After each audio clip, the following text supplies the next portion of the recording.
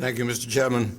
Ladies and gentlemen, I very much appreciate your kind words, although they make my task somewhat more difficult, as the danger of my disappointing the audience is correspondingly increased. But I'll try not to. And thank you very much for doing me the honor of inviting me to address this distinguished gathering. My topic today, as you've been told, is Iran, a country with which we are all very much concerned nowadays, and about which, as with most of the rest of the Middle East, there is an incredible amount of misunderstanding and misinformation in circulation. Let me begin by making a few general points about Iran. The first point I would like to make is that in contrast with most of the other states that now constitute the region which we call the Near and Middle East, Iran is a real nation or country in the sense in which we use those words in the Western world. Its loyalty is not nationalism as elsewhere in the region, but patriotism, a rather different thing. There is a shared identity. There is great ethnic diversity in Iran. If you go around Iran, you will find all sorts of different ethnic groups speaking different languages. There are Turkish-speaking regions and Arabic-speaking regions and Baluchi-speaking regions and so on. Nevertheless, there is, as I said, a very strong sense of common identity, of Iranian national identity. One example of that, marking the difference between Iran and other countries in the region, is the question of language. After the great Arab conquests of the 7th century, when the Arabs with their new religion of Islam came out of the Arabian Peninsula and advanced westwards across North Africa into Europe, eastwards across Iran into Central Asia and India and beyond. In almost all those countries, the previous language disappeared and was forgotten, and Arabic was adopted. From Iraq all the way across to Morocco, Arabic replaced the previous languages. Some of them survived, two in particular, Kurdish in Southwest Asia, Berber in North Africa. But neither Kurdish nor Berber ever produced, shall we say, a commonly accepted standard language in the sense in which we use that term in speaking of such languages as Arabic or Persian or Turkish. They survived as unrecognized local dialects, though that may be beginning to change now. Of all the countries that were conquered by the Arabs, Iran and Iran alone retained its language. True, that language was greatly changed. It was now written in the Arabic script and included a large vocabulary of Arabic words, just as English after the Norman conquest includes a large vocabulary of French words, but it remains basically Anglo-Saxon. England is not a French-speaking country. And one may say the same of Iran. The Iranian language survived. It was written in the Arabic script. As I said, it had a large borrowing of Arabic terms, but it remained Persian, distinct and different, an Indo-European language. And what I think is particularly interesting nowadays, that in some of the pronouncements which are being circulated by opposition groups in Iran, I've seen a number of their declarations and statements. The percentage of Arabic words is minimal, much less than is normal in written and spoken Persian at the present time.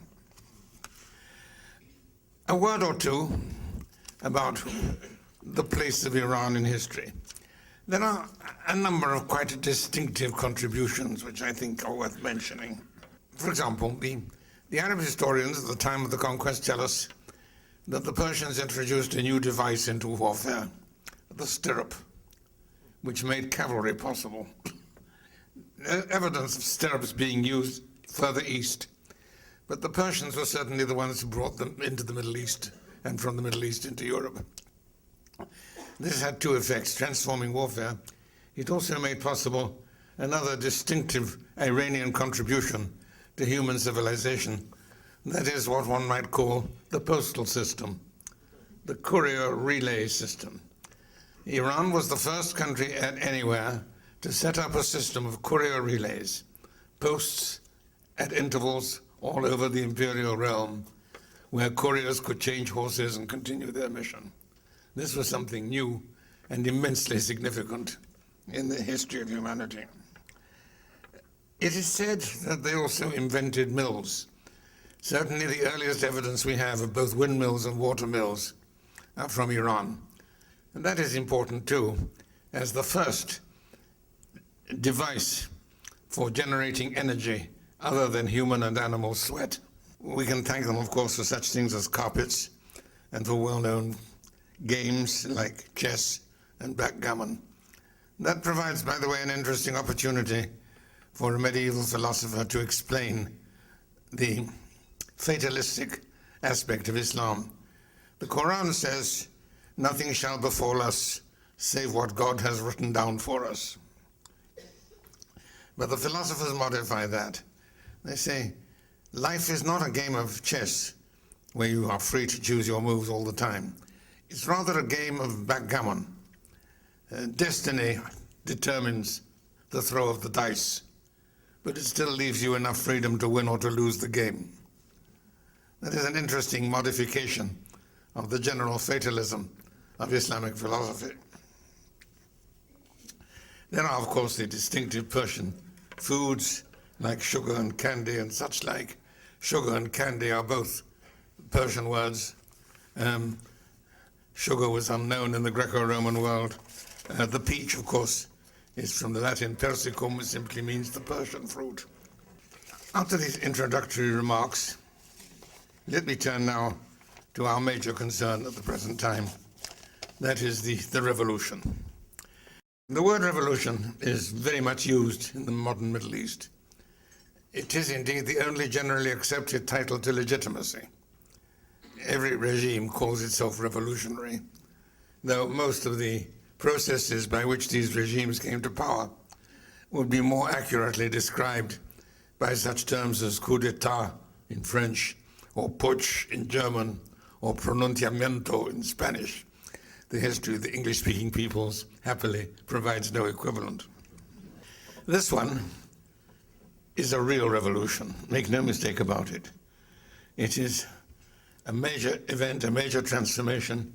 It is a revolution in the sense in which we speak of the French Revolution and the Russian Revolution. And it's interesting to compare the Iranian Revolution with both of those. We see, for example, a similar impact on the whole area with which they share a common universe of discourse. Both the French Revolution and the Russian Revolution had an enormous impact over the regions which used to be called Christendom.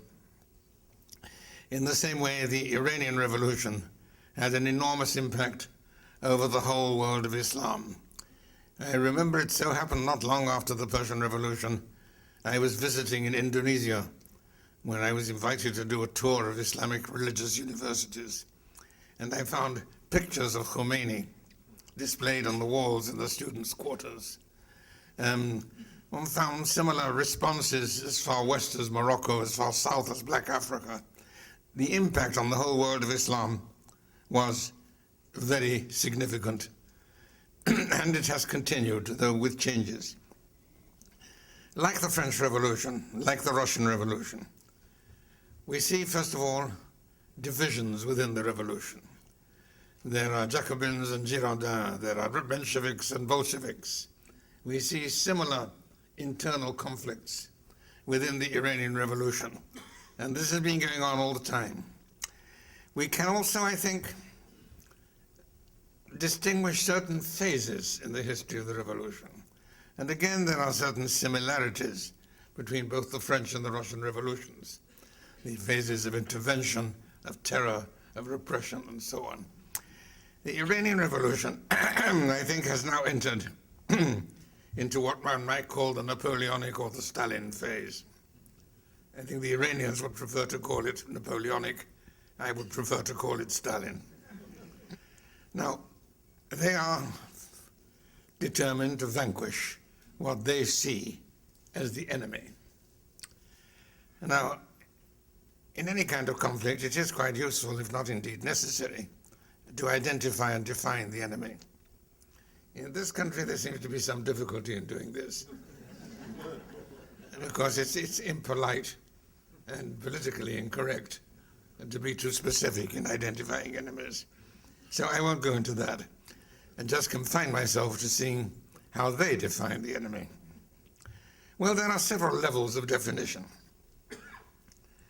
One of them is what you might call the internal Islamic one. Iran is predominantly and dominantly Shiite, and there is the old cleavage within Islam between the Sunnis and the Shia. I don't want to go into details on that. Merely let me say this. It's often been said that the difference between the Sunni and the Shia Muslims is like that between the Protestants and Catholics in Christianity. To which I would say, well then, which are the Protestants and which are the Catholics? And the question is unanswerable because it's meaningless. There's absolutely no resemblance at all. The issues are quite different altogether, but I don't propose to go into that now. This conflict, ongoing conflict between Sunni and Shia Muslims, is an important part of the present situation. Iran is dominantly and predominantly Shiite, and they see their mission as to establish Shiite dominance within Islam. This immediately raises questions in a number of countries where there are Shiite populations subject to Sunni domination. The first, which I would have included in that until not so long ago, is Iraq. Iraq is a country where the population, as far as we know, has in majority been Shiite, as far back as we can trace the history. But all that time it has been under Sunni domination. From medieval times through the Caliphate, through the Ottomans, through the British rule, through the monarchy. I would have to describe it accurately. I think I would have to borrow a word from Irish history and call it a Sunni ascendancy. Now that has changed, and the Shia at last, the Shia majority at last, are apparently taking over in Iraq. But that raises interesting questions. When the Iraqi Shia were dominated by the Sunnis, they tended to look to the Iranians as their natural supporters and friends. So there is shall we say, a conflict of interests and perceptions within the Iraqis on this. More important at the present time, and also clearer, are the very large and significant Shia minorities, sometimes even local majorities, in other countries of the region, in all the Gulf states, in Saudi Arabia, all the way around the Gulf and southwards. These are countries dominated by Sunni regimes, but containing important, sometimes locally, majority Shia populations. These are now very much, shall we say, of interest to the Iranians and their revolution, and are a subject of great concern to the Sunni regimes that dominate those countries. Then, of course, there's the regional aspect. Iran, the present rulers of Iran, are aiming at regional domination. That is, of course, phase one. And who is their regional rival, their regional enemy? Well, for the moment, they seem to see Israel as the main alternative. And hostility and their intentions have been made clear in their various pronouncements on the subject. But we have to remember that that is only phase one of the struggle, or rather phase two. Phase one is at home. Phase two is in the region. Phase three is the global final one. The final struggle, or rather, the final phase of the ongoing struggle, which has continued since the advent of Islam in the 7th century of the Common Era, between the two rival religions, Islam and Christianity. Now, as the Muslims see it, and more particularly the radical revolutionary trends among the Muslims, this is the struggle between the true faith and between the true believers and the unbelievers. The unbelievers have gone through various phases. They have been ruled by various regimes and empires In modern times, and we find this in Iranian and also in Al-Qaeda writings, in modern times, the leadership of the world of the infidels was contested in a final phase between the two superpowers, the United States and the Soviet Union. And they say, we have defeated and destroyed the one, dealing with the pampered and effeminate Americans will be comparatively easy. And we find that line more particularly in Al-Qaeda and such like groups, but it also seems to inspire Iranian thinking. It's important to bear in mind that this global perception and this terminal historical perception is an important part of their worldview.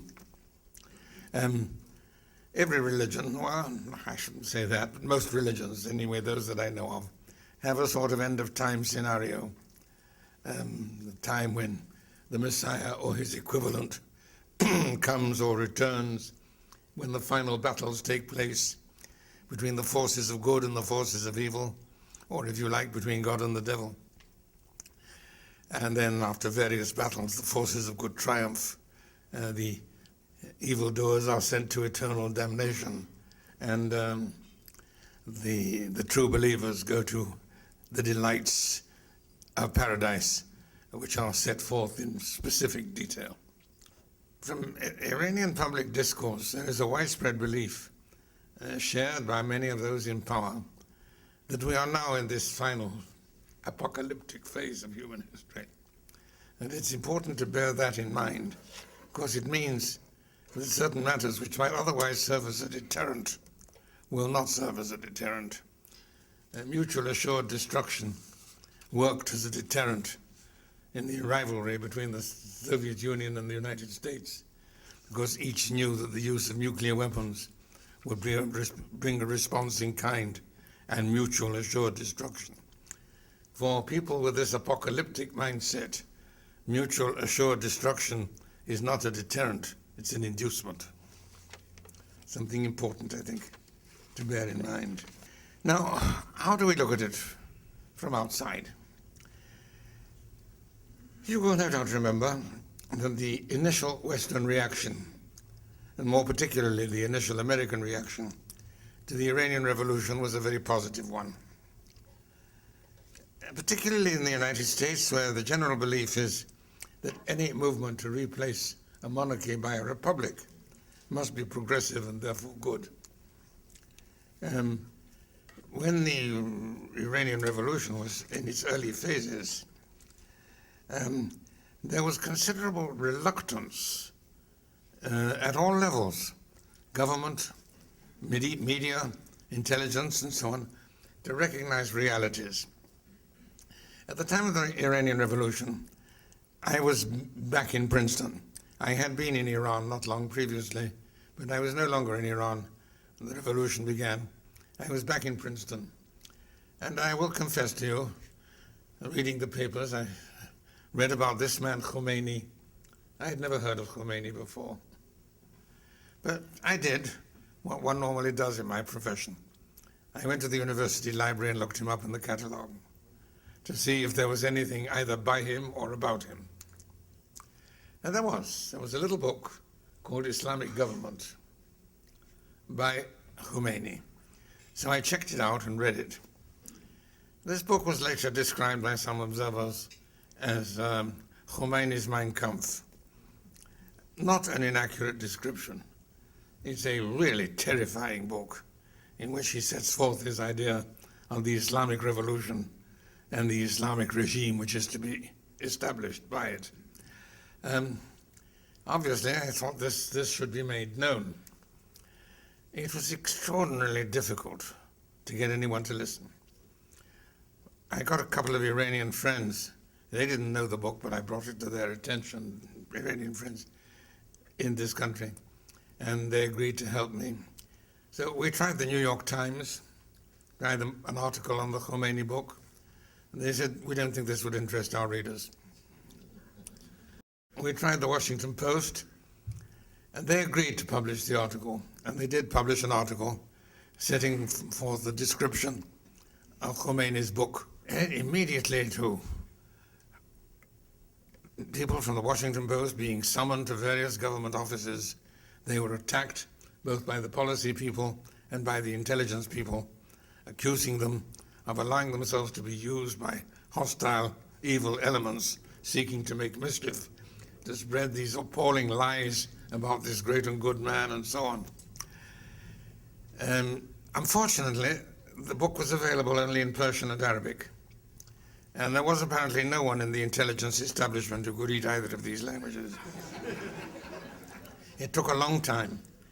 Eventually somebody translated it, and gradually, with some assistance from what was going on in Iran, people were persuaded to accept the reality of the Iranian Revolution. But as I said, it was a long and hard struggle with the media, with the policy people, with the intelligence people. Same with all of them.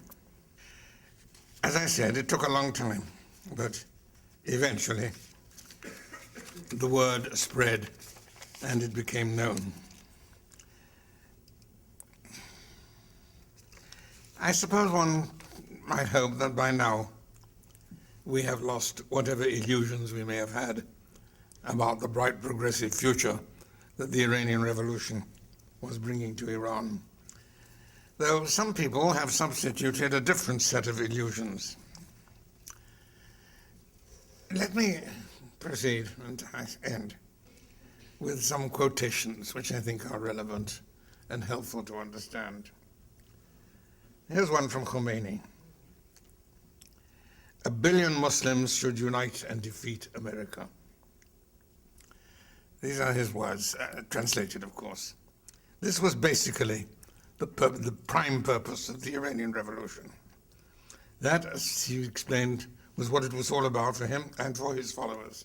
That is to say, confronting the ultimate enemy, the great Satan, the leading power of the world of the unbelievers.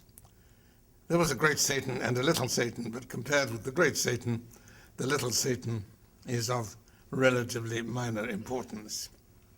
Another quotation from Khomeini. "The Americans will run away," meaning from the Middle East, "leaving their illegitimate child," meaning Israel, "behind them. And then the Muslims will know what to do." Ahmadinejad, when addressing the Arabs particularly, uses that formula, but has used it many times. And he also makes the point that the Middle East has become the central battleground between the Muslims and the infidels, meaning the West.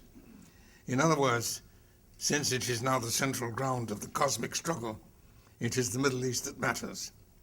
It is now the battleground between the two global forces, the force of good and the force of evil. Now, what are the possibilities of dealing with this? How does one deal with this threat from Iran? There are two alternatives that are being offered. One of them is the obvious military one.